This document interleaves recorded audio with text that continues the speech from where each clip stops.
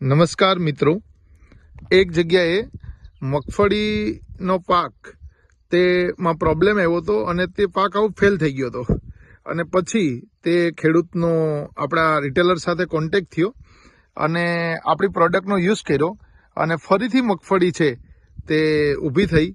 તો એ ખેડૂતને જ આપણે વિઝિટ લઈએ. તો ભાઈ, તમારું નામ શું? મારું નામ અરવિંદભાઈ પરબતભાઈ લાવડિયા, ગામ ખોરાસા. Mobile number 9724401491.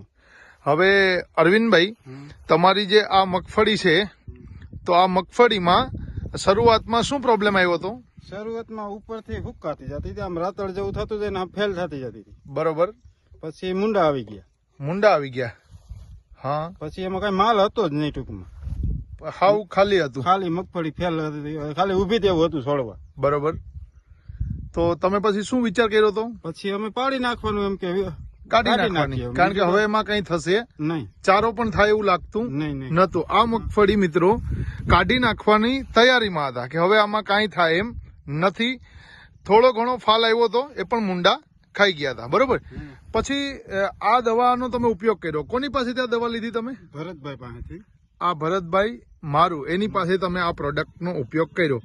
આના કેટલા છંટકાવ કર્યા તમે? આના બાયો 99 ને ટીમરીજ ના. આ બાયો 99 અને આ સ્ટીમરીજ, એના તમે 2 છંટકાવ કર્યા. બરોબર. અને રેપઅપ નો 1 છંટકાવ કર્યો. બરોબર ને? અને આમાં પિયતમાં કઈ આપ્યું હતું નીચેથી? હા,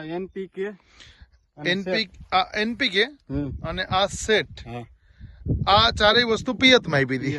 તો એ પિયતમાં આપ્યા પછી શું ફેર પડ્યો છે? પિયતમાં આપ્યા પછી માલ પાછો માલ લાગ્યો છે. જે મગફળી કાઢી નાખવાની હતી મુંડા લાગી ગયા હતા અને ડારા ફેલ થઈ ગયા હતા. એમાં ડારા પણ સારા થયા છે અને ફાલ પણ સારો એવો લાગ્યો છે.